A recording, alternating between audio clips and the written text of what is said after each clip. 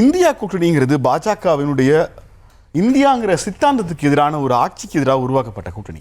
அது எலெக்ஷனில் நிற்கல, இதெல்லாம் தேவையான எனக்கு புரியல. எலெக்ஷன் வந்து எலெக்ஷனில் எம்பி இருந்தால் தான் இந்தியா கூட்டணியில் தாவேக்காவை சேர்த்துக்குவீங்களா? இது என்ன கதை? சகோதரி லக்ஷ்மி அவர்கள் பொய்யை கூட உண்மைங்கிற ஸ்வீட்டை தடவி கொடுத்த மாதிரி இவ்வளோ நேரம் பேசுனாங்க. மக்களுக்கெல்லாம் புரியும். நீங்கள் இடையில ஒன்று சொன்னீங்க, முதல்வர் விஜய் இங்கே வரலைங்கிற மாதிரி நான் பார்க்கலேன்னீங்க. நான் பார்க்கலன்னு சொல்லல, விஷுவல் வரலன்னு சொன்னேன். அதான் சொல்கிறேன், விஷுவலை நீங்கள் பார்க்கல அப்படி கூட வச்சுக்குவோம். நேற்று விஷுவல் நீங்கள் பார்த்தீங்களா? நான் பார்த்தேன், எல்லாரும் உலகமே பார்த்துச்சு.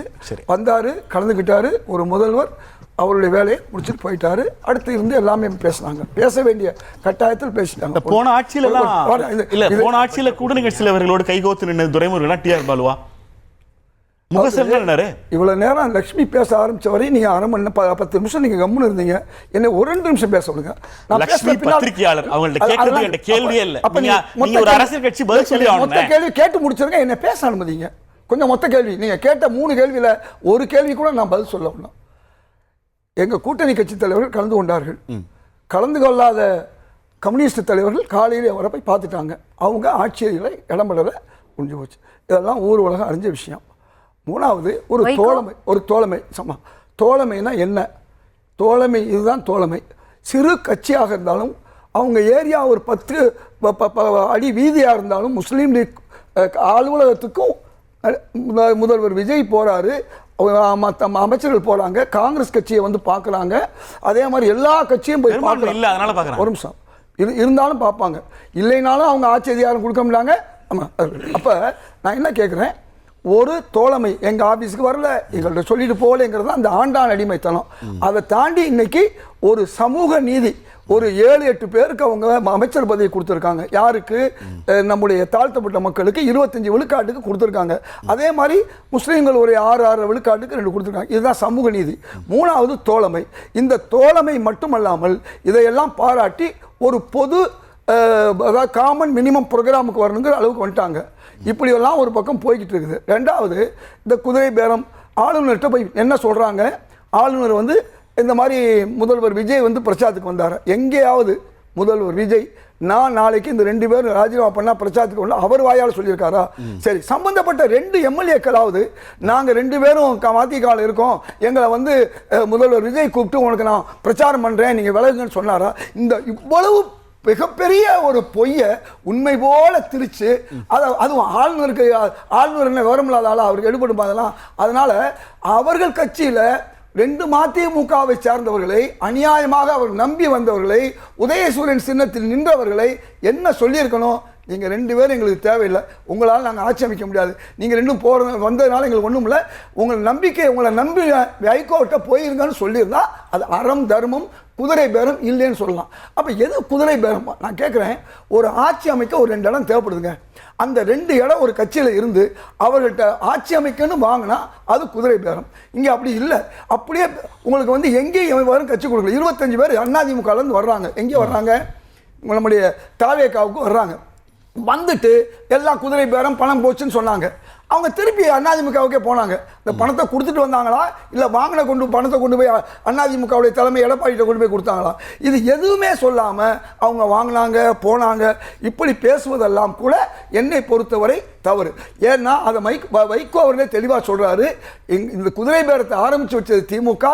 கம்பம் ராமகிருஷ்ணங்கிறவர் எங்களுடைய சின்னத்திலிருந்து போட்டிட்டு வந்தவரை அவரை அழைச்சி அவரை வந்து சேர்த்துக்கிட்டாங்க. பிறகு அடுத்த தேர்தலில் திமுக சின்னத்தில் போட்டியிட வச்சாங்க. இப்போ காங்கிரஸ் ஆட்சி செய்யும் மாநிலங்களில் காங்கிரஸ் எம்எல்ஏக்கள் அப்படியே தாவி பாஜகவுக்கு போகிறாங்களே, அங்கே நீங்கள் அமித்ஷாவும் மோடியும் எம்எல்ஏக்களை வாங்கன்னு கூப்பிட்டாங்களா? இல்லை பாஜகலேருந்து எங்களை தொடர்பு கொண்டு ஆமாம் அங்கே ஆட்சி அமைக்க சொன்னாங்களா? நீங்கள் அதை ஏன் குதிரை பேரம்னு சொல்கிறீங்க? ஆட்சி அமைக்க இடம் பத்தாதனால காங்கிரஸ் தூக்கிட்டாங்கன்னு சொல்ல மாட்டேங்கிறீங்க. உங்களுக்கு சின்ன விளக்கம் சொல்கிறேன். இந்தியாவிலே உயர்தர இடத்துல இருக்கக்கூடிய பிரதமர் மோடி அவர்கள் 70,000 கோடி ஊழல் பண்ணார் அஜித் பவார்னு சொல்லிட்டு அடுத்த வாரமே அவருக்கு துணை முதல்வர் பதவியை கொடுக்குறாரு. அந்த ஊழல் அப்படியே நிறுத்து போக வைக்கிறாரு.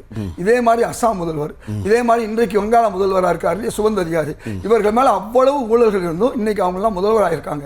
இதைத்தான் வன்மையாக நாங்கள் கண்டிக்கிறோம். நீங்கள் எம்எல்ஏ போனதை நாங்கள் தடுக்க முடியுமா? கோவாவில் நாங்கள் தான் அதிகமான எம்எல்ஏ எடுத்துட்டு போனாங்க. நாங்கள் என்ன சொல்கிறோம், உங்களிடமிருந்து பாஜகவுக்கு எம்எல்ஏக்கள் போகிறாங்கன்னா பாஜக அவர்களை தொடர்பு கொண்டு இங்கே வாங்கன்னு பேசியிருக்கு. அந்த ஆடியோ வெளில வராமல் இருக்கலாம், நமக்கு தெரியாமல் இருக்கலாம். அதுக்காக பாஜக பேசலைன்னு அர்த்தம் இல்லை.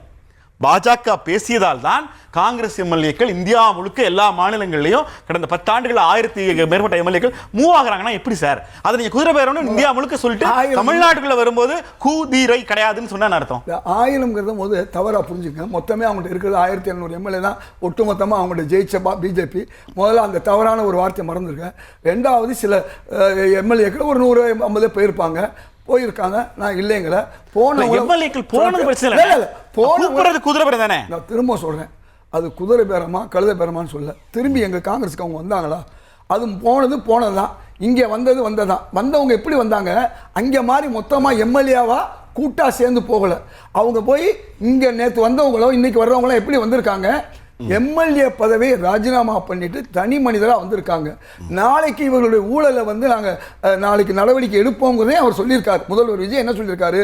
யாராக இருந்தாலும் தவறு செய்தவர்கள் அந்த வழக்குகளுக்கு நாங்கள் ஒன்றும் வக்காலத்து வாங்க மாட்டோம், அந்த முட்டு கொடுக்க மாட்டோம்னு சொல்லிட்டாரு. இன்னைக்கு தாவேக்காவோட பொதுச் செயலாளர் புசியானந்த் என்ன சொல்றாருன்னா, தாவேக்காவில் இணைந்தவர்களுக்கு தாவேக்கா கடைசி வரை பாதுகாப்பாக இருக்கும்னு சொல்லியிருக்காரு.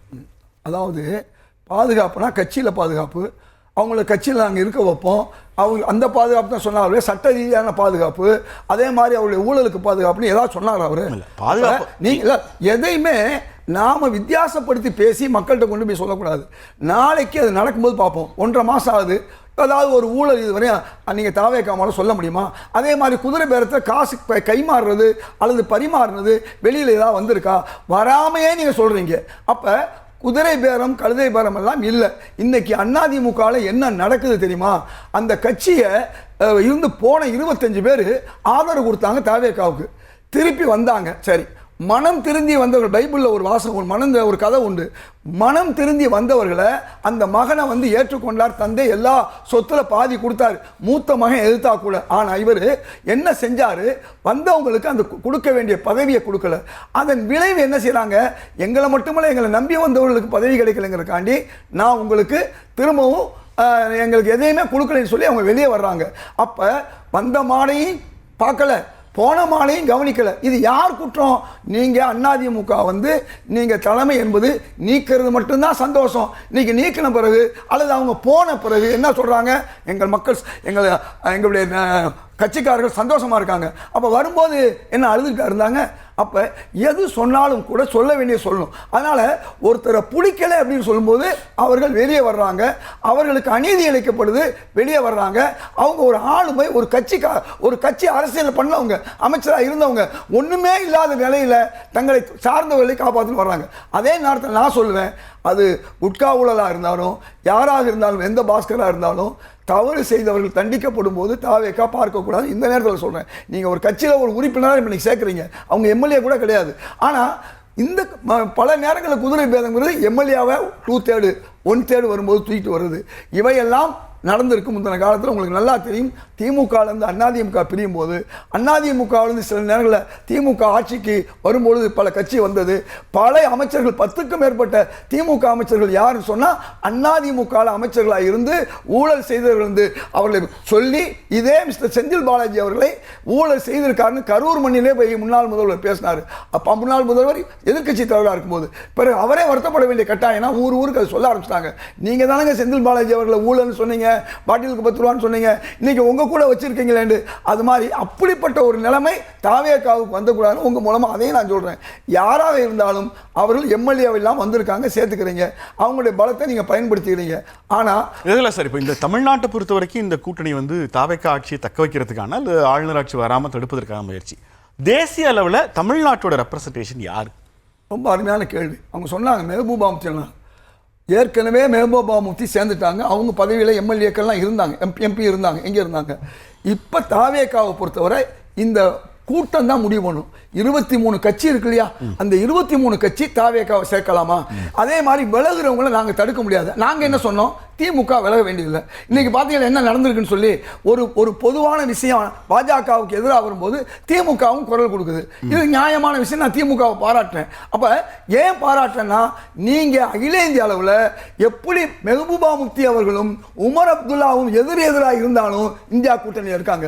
மேற்கு வங்காளத்தில் கம்யூனிஸ்டுகளும் மம்தா பானர்ஜி அவர்களும் காங்கிரஸும் 3 பேரும் முழு எதிரிகள். ஆனா இந்தியா கூட்டணியில் இருக்காங்க. அது கேரளா வருதான். இந்த மாதிரி இருந்துட்டு போலாம். இந்தியா கூட்டணி என்பது அப்பதான் நீங்க திமுகவுக்கு நான் சொல்றது, பிஜேபியை நீங்க கூர்மையா ஓர்மையா நேர்மையா எதிர்க்கிறேங்கன்னு வரும். இல்லைன்னா இது ஒரு போர்வைங்கிற மாதிரி மக்கள் நினைப்பாங்க. அதை இன்னைக்கு நல்ல விதமாக திமுக என்ன செஞ்சிருக்கு, அந்த ஒரு இது விஷயத்துல ஒரு போராட்ட கோரிக்கை விஷயத்துல ஒன்று சேர்ந்திருக்காங்க. அதனால இந்த இந்தியா கூட்டணி என்பது பல பேர் வந்தாங்க போனாங்க.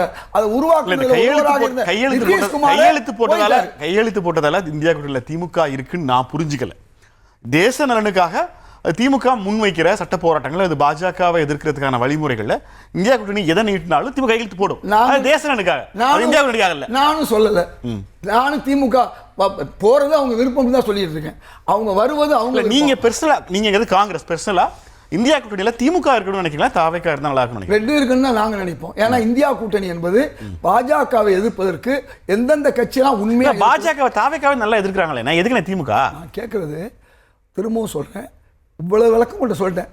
காஷ்மீரை சொல்லிட்டேன், வங்காளத்தை சொல்லிட்டேன், இன்னும் சொல்லப்போனால் மராட்டியத்தையும் சொல்கிறேன். எல்லா ஊர்களையும் எதிர்ப்பு இருப்பவர்கள் ஒன்றாக இந்தியா கூட்டணியில் இருக்கும்போது இவர்கள் இருக்கலாம். இருப்பதும் இருப்பாது அவங்க விருப்பம். உங்க உதாரணத்துக்கு நீங்க சொல்லலாம். உங்க உதாரணத்தில் இருக்கிற தவறு என்னன்னா, தமிழ்நாட்டில் நீங்க சொல்றது ஒரே கூட்டணி, இந்தியா கூட்டணி நீங்க அழைக்கிற எல்லாமே தமிழ்நாட்டில் ஒரே கூட்டணி.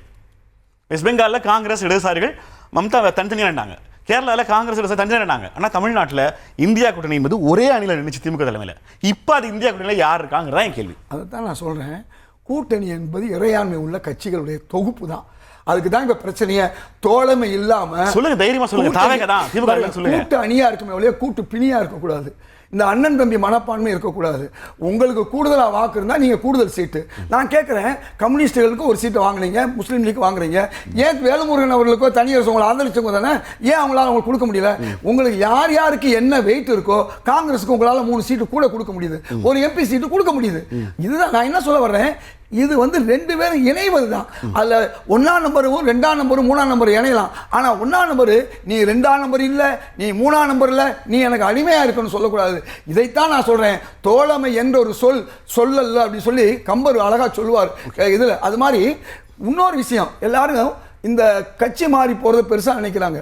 அது அழகாக வந்து ஒரு தமிழ் பாடல், பொங்கரில் நுழைந்து வாவி புகுந்து பங்கையன் துளாவி பைங்கடி மயிலை முல்லை மல்லிகை பந்தர்தாவி கொங்கலர் மணர் கூட்டன்று குளிர்ந்து மெல்லன்று தென்றல் ஆங்கங்கே கலைகள் வேறும் அறிவன் போல் இயங்குகின்றனா, ஒரு தென்றல் எல்லா இடங்களுக்கும் போயிட்டு, பூங்காக மலவரெல்லாம் போயிட்டு, கடைசியாக வாவிகள்லாம் வந்து அதான் போயிட்டு, அது வந்து குளிர்ந்து தென்றலாகுது. அது இயற்கையாக வந்து ஒரு இடத்த விட்டு ஒரு இடம் போகிறது, நதி வந்து கடலில் கலக்கிறது, சிற்றோடைகள் நதியாக, இதெல்லாம் இயற்கை இயல்பு.